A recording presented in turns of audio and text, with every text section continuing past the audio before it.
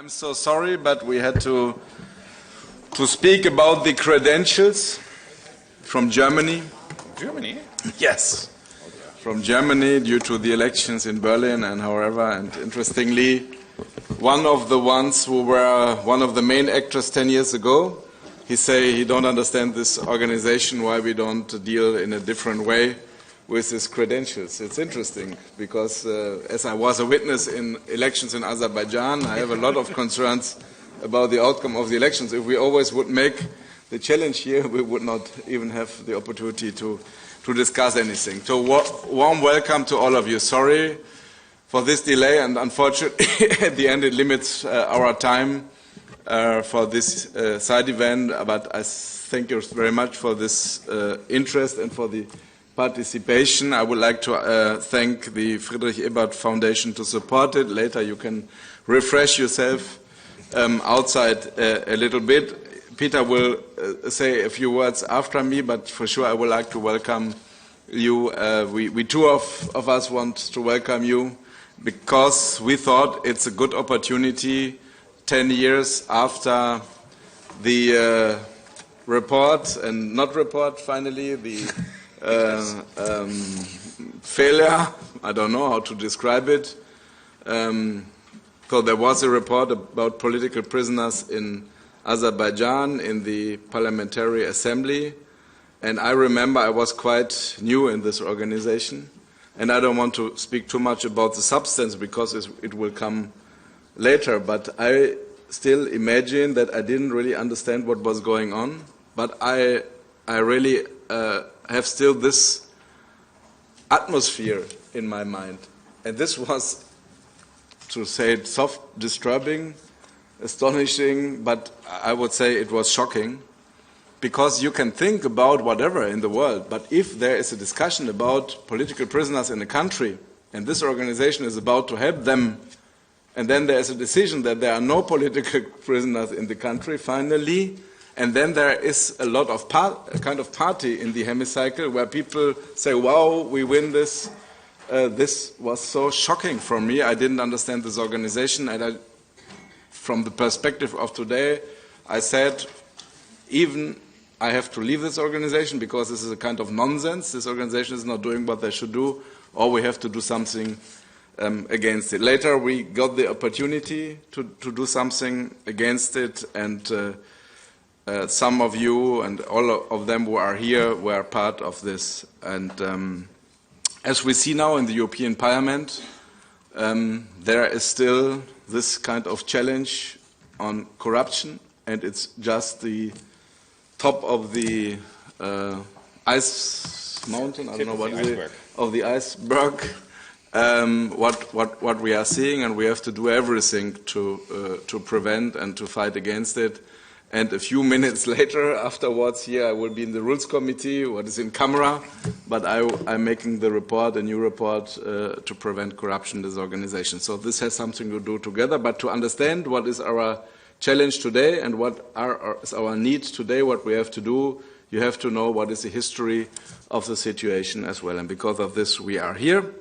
I'm very happy that after Peter, Christoph Strässer, who was the rapporteur, will explain a little bit from his point of view about the historical situation and maybe a view from someone who is no more member of Parliament anymore. And then we will see Gerald Knaus from the European Stability Initiative, who were the one and others who organize some investigation to understand really what was going on.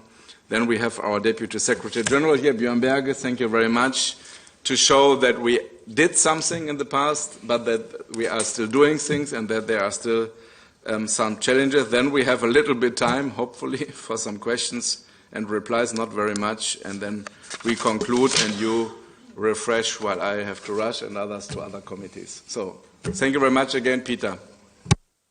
Thank you very much, and thank you very much for coming, and very glad that Christoph Strässer is here in particular, because he did the hard work on this report. And sometimes a failed report can actually have some results later than you think, and whatever happens. This organization was built after the rubbles of the Second World War, never to have war again, never to have a genocide again, never to have political prisoners again, and to build on a free, open, democratic society without corruption. Well, we failed on the first war. We failed on the first thing, on war. We failed on genocide. Well, I'll tell you more about that later. And we did manage a little bit on corruption and political prisoners. And I think we should strengthen that framework. This particular case has shown that standing up against corruption is possible, though it may be costly for the people who are standing up against it. And that the recent cases within the European Parliament, where I think we just indeed see the tip of the iceberg, as Frank has just mentioned, will mean that we need a far stronger framework within our own organization to fight corruption. By the way, there's one positive thing about corruption. This organization is being corrupted because it's relevant. If it were irrelevant, no one would come and corrupt it here. And it is relevant because, for instance, on the political prisoners issue, there are political prisoners. There are political prisoners in Azerbaijan. There are political prisoners in Turkey. And there are political prisoners in Russia. And obviously Russia is no longer a member of this organization. But for far too long, we've been just letting it go and write another letter or do something. And I think there should be a somewhat more stronger framework when this organization determines there is a political prisoner. And that should be quite a high barrier. So you can't just say it, just, oh, I think that, no, there's really, that's why the Strässer report was really important. Then there should be consequences. Because if you determine there are political prisoners, and if afterwards you do not take a consequence as an organization, you basically say it's okay. And I think we should stop doing that. So the same way we challenged the German credentials, because you did the recounting in a way it should be recounted after an election. If something goes wrong, you do recounting in, I think it's 2 or 3 Berlin quarters, and that's the way you deal with mistakes. But it's very strange that countries not being challenged on political prisoners. And they can still keep the membership. So I hope we can have a discussion on that here today. And I'll run off early as well, but that has to do with my report on Daesh fighters. Thank you for organizing it to your Stiftung. We have the honor, you said already, that Christoph Strässer is back after 10 years. You was here meanwhile as well, but you are no more member of parliament. You was meanwhile the president of a local football club, very famous one in Germany, Preußen Münster. And now you have the floor. Thank you very much that you are here with us. Yeah, thank you very much, Frank and Peter, for the invitation. It's not only 10 years since the resolution was rejected, it's exactly the same day. It was on the 23rd of January 2013 when we met together in the hemicycle, and as I read in the report of Gerald Knaus, it was the best visited plenum ever in the Council of Europe, in the Parliamentary Assembly, and the most voters that ever came to such a vote.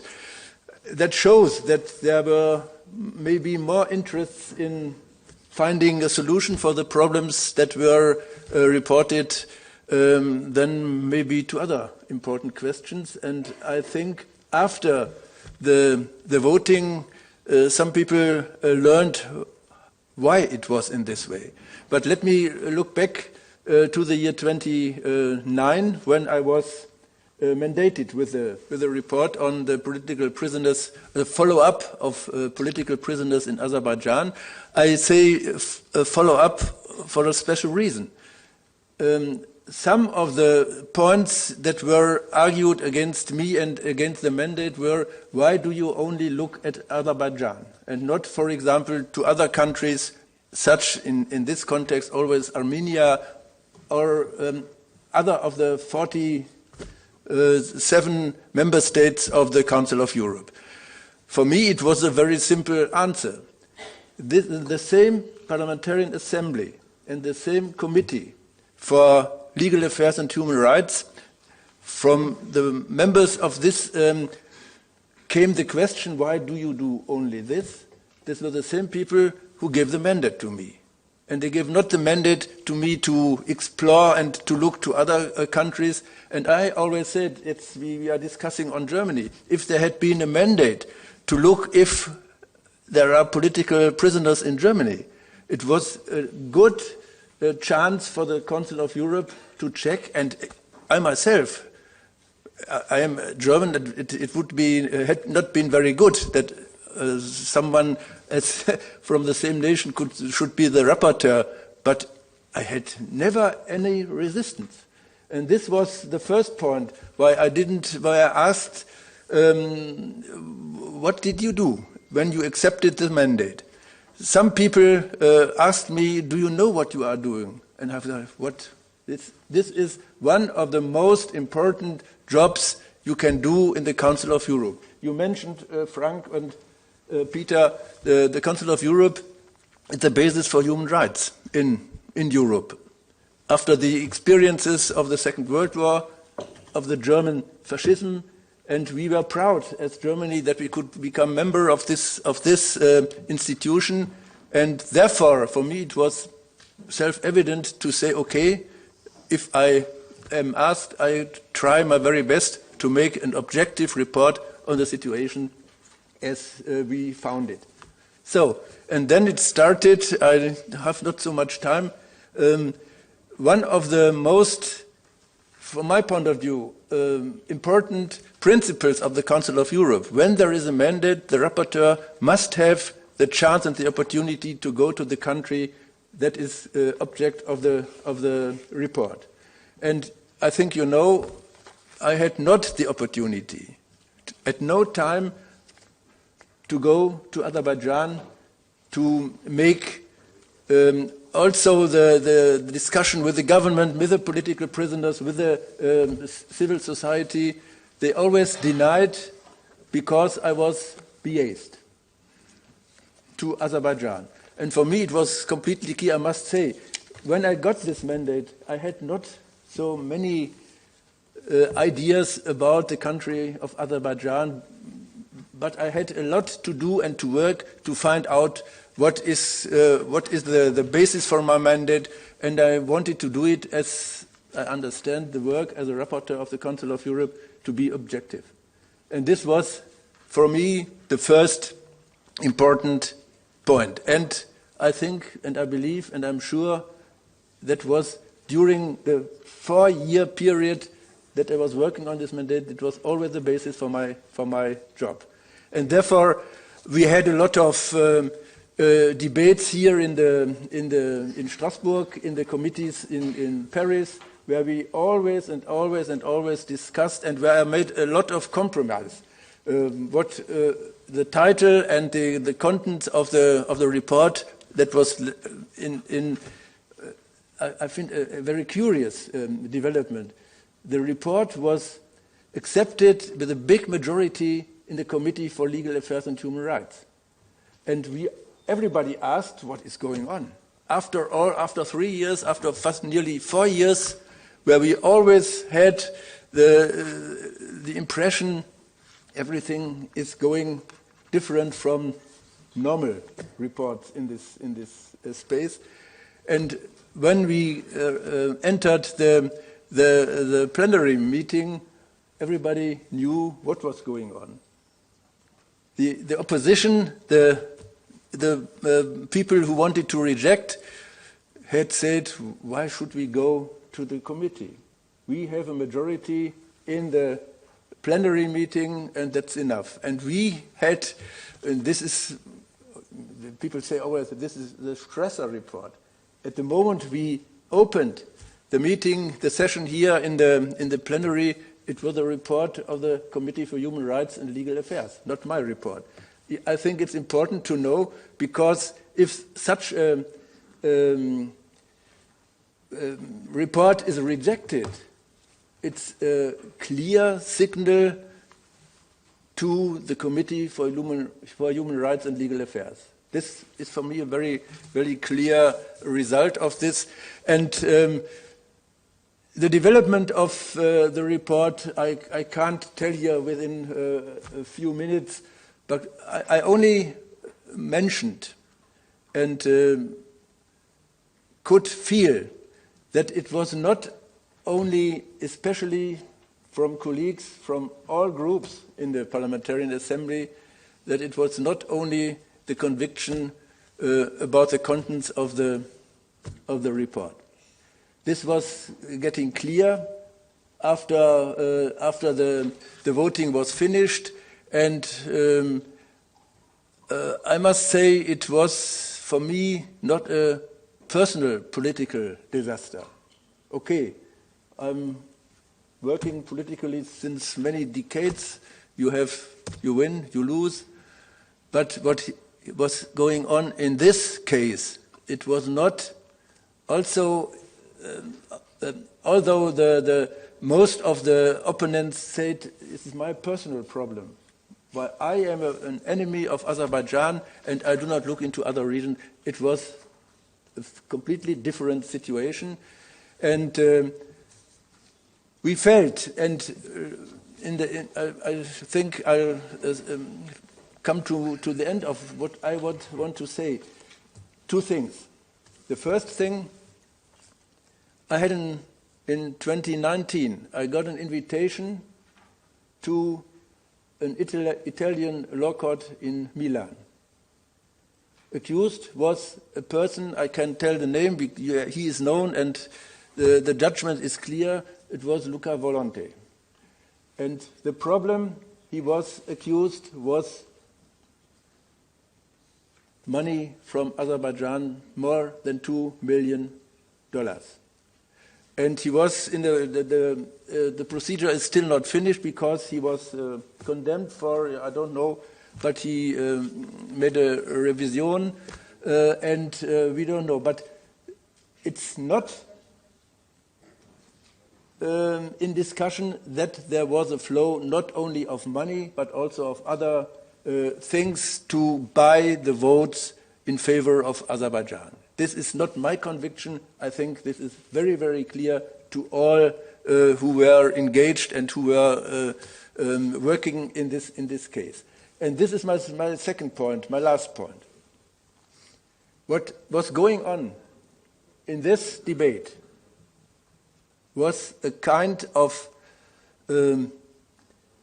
making the Council of Europe completely uncredible. This is what was my point of view after we stopped. The leader of the Azerbaijan delegation, Mr. Seidov, I don't know, I think he is still a member of the... He spoke today about the German credentials. He stood up after the voting and said, this is a good day for the Council of Europe. The Council of Europe does not belong to Mr. Strässer, but it's our Council of Europe. And I think if this is a saying, the Council of Europe could say, okay, we were not able to fulfill our own destinations, our own contents. My problem was the Council of Europe, what has lost his own convictions to be the basis for human rights in Europe, on the European continent. This was for me the result, and I must say what we see in many other also European institutions, maybe national parliaments, we have a lot to do to bring this discussion every day, to make it every day public, because the biggest basis for democracy in Europe is a confidence in the institutions. And if it's not present, I think the democracy, rule of law in Europe is in a very, very big danger, and therefore it's good that it have some other resolutions, especially on the situation in Azerbaijan. And we have all the duty to fight that this institution stays what it was, what it was founded as a center for democracy and human rights. Thank you very much. Thank you very much, Christoph, for your words today and for your work, hard work in the past. So if you look into the timeline, it was 23rd of January 2013. We came a little bit later. But then the next step was on the timeline, Gerald Knaus, maybe before, I don't know, we'll hear about it. Please, Gerald. Thanks a lot. Hello, everyone. It's a great pleasure, and I want to thank Frank and Peter for the invitation. And, of course, to be on a panel with Christoph Strässer, with the people who have fought to make this institution live up to its promise and to its purpose. That's always a pleasure. I would like to do three things to remind everyone of just how incredibly shocking, and we still only know the tip of the iceberg of this scandal has been.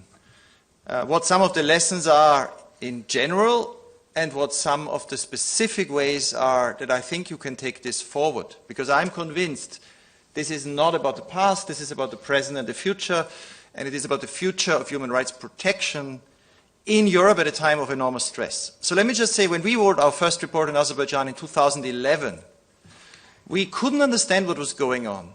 Repression was increasing, and the reports in the Council of Europe became ever more positive. When we then tried to understand what was going on and did some research, we got inside sources who explained to us in great detail how many people were getting what kind of presents.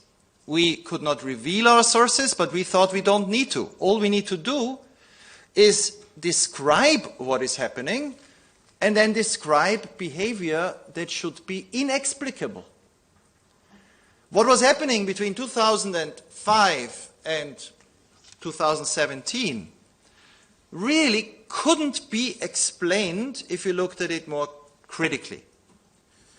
Election observers who came to Azerbaijan and declared, one led by Robert Walter, a British conservative, declaring that the elections were free and fair, ignoring all the expert advice of the ODIHR and saying this already before the elections were completed.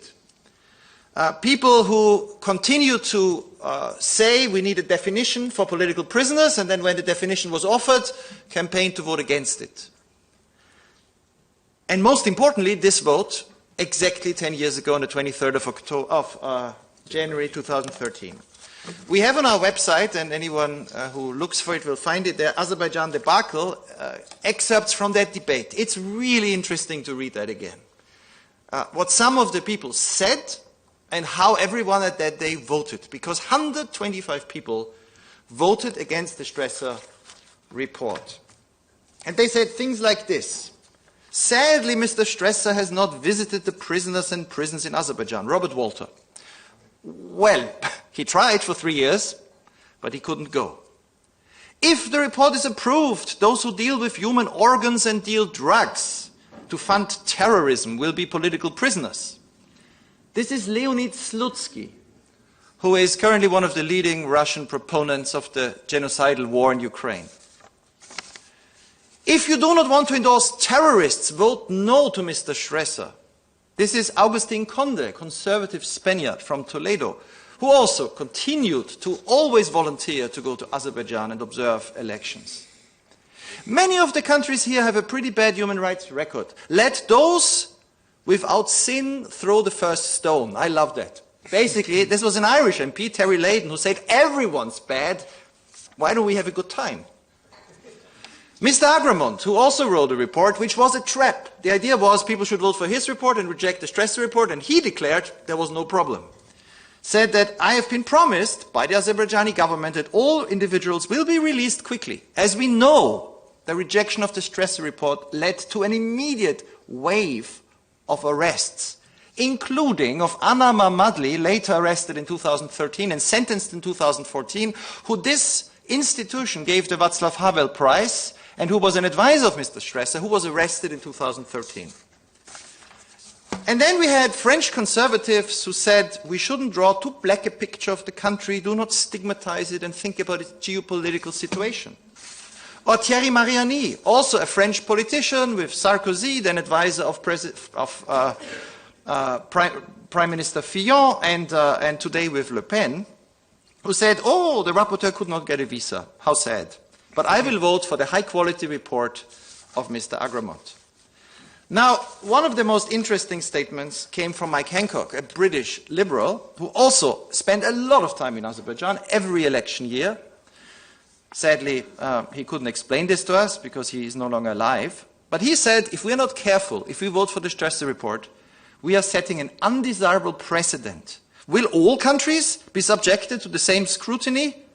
I hope we do not, because then we cannot stop here. The report will be duplicated, time after time. And that was the point. By voting against the Strässer report, the idea that there was a definition of political prisoners developed by judges, applied already in 2001, supported by the Committee of Ministers, voted again in October 2012, that this definition of political prisoners could be applied by PACE to establish if there were systemic problems. And the Strässer report explains it very well. It says, yes, we have a court of human rights across the road. But if there is a systemic problem, we cannot wait for people to be years in prison and in the end, of course, they are released. That is already repression if it happens regularly. And that's why the Strässer report was so important, because it said in this case, we need a political serious assessment, we have a definition, and Mr. Strässer established that there was a systemic problem in Azerbaijan, and 125 people said there wasn't. This was a failure of the whole institution, because by then the real cover diplomacy went into turbocharge.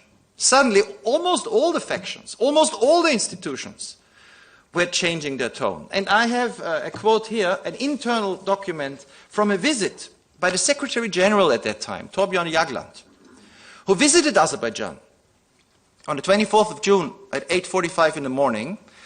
This was just after Anna Mammadli was sentenced, somebody who'd worked for the Council of Europe and for Mr. Strässer, and he was sentenced to 5 years in jail. Just after that, Torbjörn Jagland visits and says, first sentence of this Council of Europe internal paper, the Secretary General remarked that this has been a good start to Azerbaijan's chairmanship. Mammadli's case is not mentioned. On the case of another political prisoner, he just said that, of course, I quote, the judgment in respect to Ilgar Mammadov is not yet final.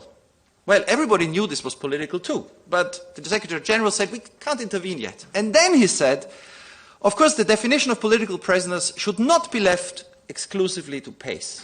So what we had here was an institutional failure across the board. Secretary General, PACE, Committee of Ministers didn't react. And of course, the man who made his whole career defending Azerbaijan. From the start, he couldn't get there often enough.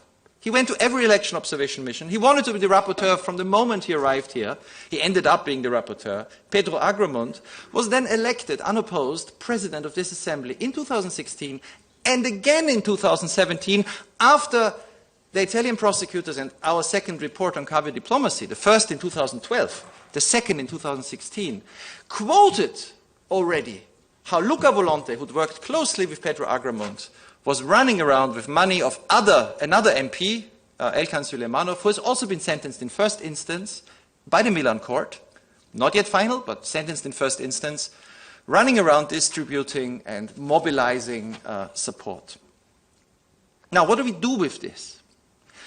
Thanks to a few people, and I remember in January 2017, even then it wasn't clear that there would be consequences. Remember, Pedro Agramont was just elected president, and at that time, PACE had a framework to prevent corruption which was worse than that of FIFA. There was no framework. Pedro Agramont determined if there would be any investigation into anything.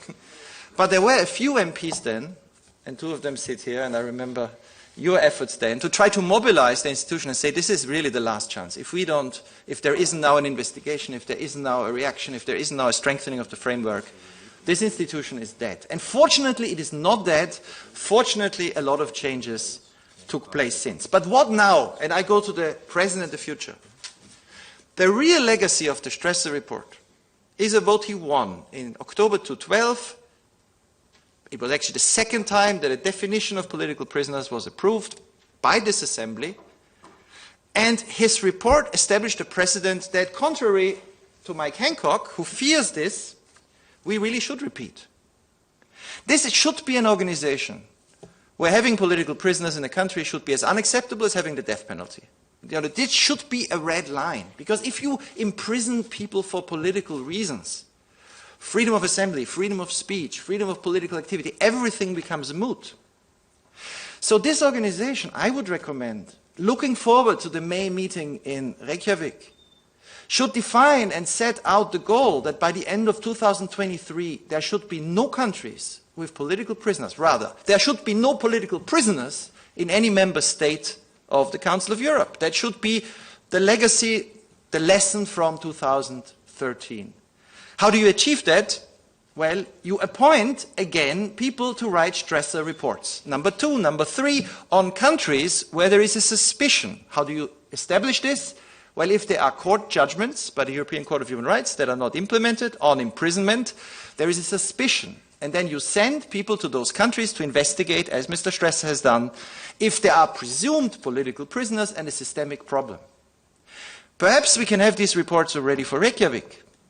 And then in Reykjavik, the member states, the real responsible powers that should then enforce this, should say, well, any country that doesn't do away with systemic political imprisonment should be suspended. Because that's what we've learned from Russia. Watching a country violate human rights, not implement European Court of Human Rights decisions, try to poison and kill people, then imprison them, like Mr. Navalny, who went to this court 20 times, more than any other living human being in Europe. He went 20 times to the European Court of Human Rights. It didn't help him in the end. That watching this without any reaction weakens the institution and in the end doesn't keep the countries inside after all. So my recommendation would be, in honor of Mr. Strässer and all those who fought with him, and there were, of course, I think 79 who voted with him, and in honor of all those who since fought for this, and in honor of all those who supported him also in Azerbaijan at great risk and risked and then were imprisoned, trying to put together lists of political prisoners, that this organization should say, no more political prisoners from now on. We will have new Strässer reports. We will use this definition that corruption tried to destroy. And by the end of 2023, there should be a new start. And I think in this way, this would truly be drawing the lessons from what was the biggest scandal in the history of this institution, but it shouldn't be a terminal crisis. It should be a relaunch for a new beginning. Thank you. So thank you very much, Gerald Knaus. This was a view into the history and perspective for the future. Already, we are already running out of time, but we need to go back on the timeline, and now then we come into and we collect signatures for an investigation, and now it's up to the Secretary General to explain that everything is on a good way. Björn, nice to have you here with us. Thank you very much, Frank, and a very good afternoon to all of you. Yes, indeed, fighting corruption is very much about the present and certainly also about the future. And we have all seen the recent events within the European Parliament, just to mention it. Let me first of all commend you, Frank, for the work that you have done on the draft report under preparation now on the respect for the rule of law and fight against corruption within the Council of Europe. The corruption scandal that erupted in 2017 was undoubtedly a wake-up call for the Council of Europe. Corruption can occur anytime, anywhere, and no one is immune. But it is really our responsibility to take necessary steps and see how we can prevent it and stop it when it emerges. We must show zero tolerance to corruption. Of course, the Council of Europe is very much a rule-based organization, and we work closely with our 46 member states to prevent and combat corruption, notably through our monitoring body GRECO, the Group of States Against Corruption. It is certainly positive that since the scandal erupted, now it's 5-6 years ago, the Parliamentary Assembly has taken a number of steps to reform its ethical and integrity framework. These reforms were inspired, among others, by the IBAC report, but also on the Greco recommendations and reports. Now, it is important that the Assembly practice and monitor its application, and that we ensure the effective follow-up. However, the Parliamentary Assembly was not and is not alone in having taken further steps to prevent corruption and malpractice. 4 years ago, the Council of Europe, as such, commissioned a review of its entire ethical framework, and its findings have been the basis for new and forthcoming policies that update the framework and reduce ethical risk. As from 1st of January this year, a revised staff regulations and new staff rules have entered into force, including a chapter on staff obligations. They make it crystal clear that it is staff members' duty to avoid unlawful and unethical behavior, that they must report wrongdoing, and that we as staff should neither seek nor accept instructions from any third party, nor hold any office or accept any favor that is incompatible with our statute as an international civil servant. We have also issued a new code of conduct, setting clear ethical expectations of our staff, accompanied also by a handbook with some illustrating and concrete examples. We are also about to finalize another initiative, which is the new Speak Up policy, which will help us report wrongdoing, making clear how we can do this and who to report to, and also outlining how staff will be protected from any retaliation when reporting allegations in good faith. Finally, I also want to mention to you today the new charter for our DIO, the Directorate of Internal Oversight, that has been now adopted. The aim there is to set out clearly the mandate of the DIO in its three functions: its audit, evaluation, and investigation. The Charter also aims to codify at a high level the existing legal framework and in full compliance with international investigating standards. I believe the new Charter and the new Speak Up policy may be used as the legal basis for addressing allegations of possible fraud, corruption, and the breach of internal rules. And of course, we also have in place an ethics officer in the Council of Europe on a full-time basis, who provides individual advice to staff members on specific issues brought to his attention, and also advises management of the organization on more general integrity issues. Taken together, I believe that all these new initiatives and the policies will no doubt significantly strengthen the organization's ethical framework and make it clearer, more accessible, and more efficient, reinforcing the effort we put into combating corruption in our organization. Having said that, this is an area in which our cooperation and idea sharing, how we can even improve further, is very much welcome. And I really welcome also the dialogue between the Assembly, between the Committee of Ministers and the Member States, and also the Secretary General and her office. And I certainly also look forward to our continued cooperation and dialogue. Maybe just a word at the end to what you mentioned, Gerald Klaus. I knew Mr. Jagland as Secretary General very well. I think it's not that fair to refer to a single internal report and in that way describe a certain situation. So we should be careful when we also look back at what has happened in the past in how we approach this. And rather than listen to his own statements, and I think right now he's preparing his memoir, so it'd be very interesting also to read what they will say about these issues. So, but thank you very much. Thank you very much, Deputy Secretary General. Maybe we can invite him to discuss it with him as well, because the interesting thing, it happened. This is the problem, no? At the end, all the institutions, in the end, it's not the accusation that somebody take money or whatever, but some take money and others were not able to prevent. So the problem is we, as you know, we are running out of time. We have 3 minutes left. I would ask 10 minutes because we posted on okay, a few minutes longer, but I would like to take first 3 very short questions or remarks, but very, very short, and then we can answer here, and then let's see how we proceed. The first one was 1, 2, 3, Sunna, member of the Assembly from Iceland. Yes, hi. Thank you for your very interesting remarks. I just wanted to add a little bit to it because one of our distinguished speakers talked about replicating the Strässer report, and I would just like to say that in a sense it was. I wrote a report about reported cases of political prisoners in Azerbaijan, which was adopted by the Assembly in 2020. And similarly, I also wrote a report about political prisoners in Russia, which was adopted last year, if I'm not mistaken, in my memory. So we have reconfirmed this definition of political prisoner. What I do think is lacking is the follow-up of the Committee of Ministers.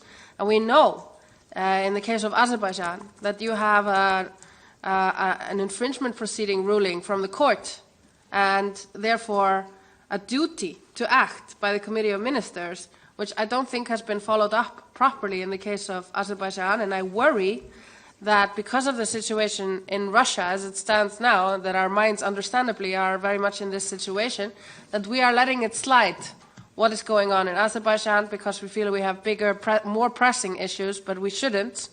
But I would just like to reiterate that we did manage to complete a report based on the definition of political prisoners, and I was faced with the same criticism of bias against Azerbaijan and some very inflammatory statements were made against me by the Azerbaijani authorities, but it didn't prevent the report to be accepted that time around, so I just wanted that to be part of the record of this meeting because it didn't sound like we had actually managed this time around, but we did in 2020. Thank you, Sunna. A very short introduction. Yeah, thank you. I basically took the floor to thank everyone who kept following the situation in Azerbaijan. For those who don't know me, I am from Azerbaijan, and I am from the opposition Republican Alternative Party led by Ilgar Mammadov. And I know almost all political prisoners personally. Many of them happen to be my friends. Especially thanks to Madam Eva's daughter, whose report I was not a member of the parliament at that time, but in our legal committee during the consideration of follow-ups, I fully supported the statement that our committee issued. And I do agree that the situation with the political prisoners needs to be kept under attention. The situation is relatively contradictory. In some areas there is some progress, but in some areas there is negative development. But anyway, without taking much of your time, I would like to thank you all and also reassure you that me personally and many in Azerbaijan in opposition and civil society sector stay cooperative, and you can always rely on the civil society in Azerbaijan. Thank you. Thank you very much. My name is Rudi Reinstoff from German Liberals. I was very pleased on the report of Christoph, a friend of mine. We have been 50 years ago in the same youth organization. My question is now, the 125 votes against the report, How much does that? how was this managed? First, from whom to whom got the money flow? Then did this affect the decisions in the political group? Do we know how at that time were the decisions in the political group advices or just a free vote? Usually the political group says a recommendation. Do we know how at that time the political group gave their representation? That was very, and then how much people got paid and how much people got just an advice and they followed advices of people who had been paid. Can we redraw the situation? Thanks.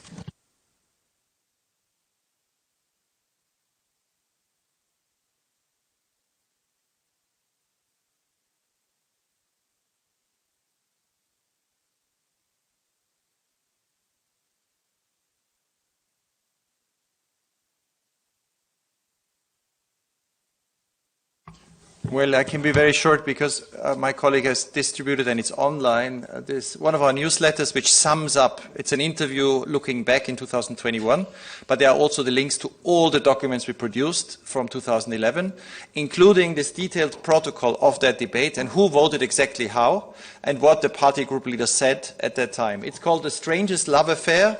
You find it also online. The love is, of course, those of some MPs with an autocratic regime at that time. But just one thing on the countries, it is striking that in that vote, all 18 Russian MPs turned up. They were very diligent. And of course, all 18 voted against the Strässer report. 10 out of 12 Turkish MPs voted against the Strässer report. 9 out of 12 Spanish MPs.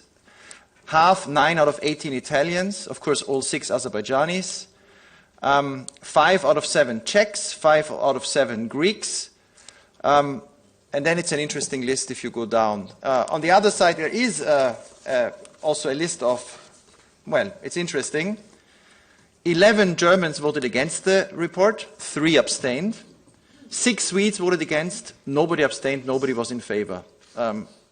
Other countries, well, you find it here. On the money, well, I recommend you read some of our reports and you follow, and I can share stuff. Of course, we know the tip of the iceberg. The truth is that there was never anything like we see now in Belgium. There were never prosecutors except in Italy.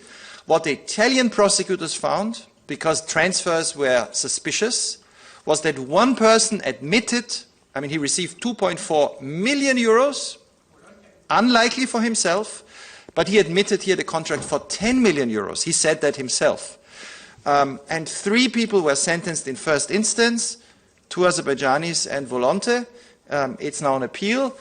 But unfortunately, a lot of people who would know things have not come forward. So the real investigation is still to be done. And I am convinced from all the research we did for all these years, there must be more than 100 people in this over the 20 years that this policy was continuing. And most of them escaped. It was the perfect crime, came away with no consequence. And you know, we prepared people prepared the IBEC report. I don't know how many pages, 250, and finally we sent it to all the national parliaments. And how many parliaments acted on this question? I don't know how many answers we get. A very few. And the German parliament, not enough. Really far away from to be enough, but they did a little bit.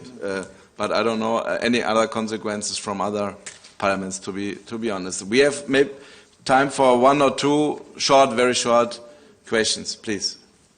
Can you introduce yourself? Yeah. My name is Julia. I represent Objective TV Azerbaijan. On the age of the International Human Rights Day, the 9th of December 2022, former prisoner of conscience, famous political activist Bakhter Khadjiev was arrested. This is the second time for him to serve the sentence due to his beliefs and activity. From your point of view, what can be done by the Council of Europe to stop the permanent violation of the freedom of speech and prevent the further political convictions in the form of revolving door? Moreover, should the new report on political prisoners be assigned, as during the last 10 years the situation on political prisoners hasn't changed? Thank you very much. Okay, then who wants to answer to this question? You answer. I answer.